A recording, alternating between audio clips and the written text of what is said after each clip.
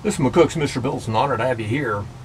Well, this last week we learned how not to handle the Ku Klux Klan or the Nazis or handle any one of 300 hate groups in this country. We learned how not to by watching how they did it.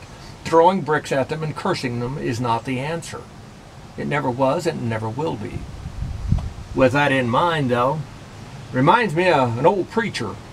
He was a black preacher and talked to me one time, and I was very impressed with him because he said that he had a church down there in the South for a while, and he said the Klan didn't like him having a church in their area, and so they started burning crosses on his lawn and on the church lawn too, threatening his family. He said he just ignored it and went about God's work. He said one day he was in a restaurant, and he said he'd ordered a dinner, and he said the old bunch of Klansmen come in the restaurant, and they circled his table. And he said before they could even say anything, "Sit down, boys, I'll buy you dinner." Now he knew they wanted him out, or to give him a real hard time. But before they could say anything, he offered them a free dinner. Think about that. To your enemy, offering him to feed him.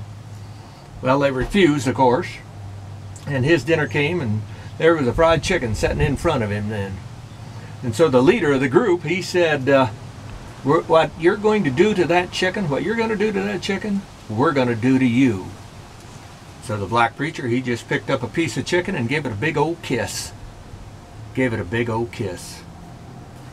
The room exploded in laughter, including most of the Klansmen. And now one thing for sure, though, you don't have to be a Nazi, and you don't have to be Ku Klux Klan to do some very foolish, very racist things. For example, I had got off a bakery late at night, about 3 in the morning, and from my day's shift, and quite often I'd go out to Walmart and get supplies because I didn't have to fight the crowds, and the ear bothers me so much around loud noise. And so I was out there getting supplies, and as I headed toward checkout, most time there's just one checkout, but that night there was 2 going. Okay. And as I got up there, I was kind of confused of what I was seeing because there was 6 carts, 6 people in one lane, and on the other there was just one cart up there going through that lane. Now I checked to see if, well, you know, sometimes they put lane is closed and the guy that's getting checked out, but nobody else can come through. I thought, yeah, it might be it, but it wasn't. And a couple of glances later, I finally figured out what was going on, because the 6 that were in this lane over here were all white, and over there, the one cart, it was a Mexican family, Latino, whatever you want to call them. They was over there, husband, wife, and stair-step 4 kids. Okay. And so they were getting checked out, and they weren't going to go over there. Okay, fine.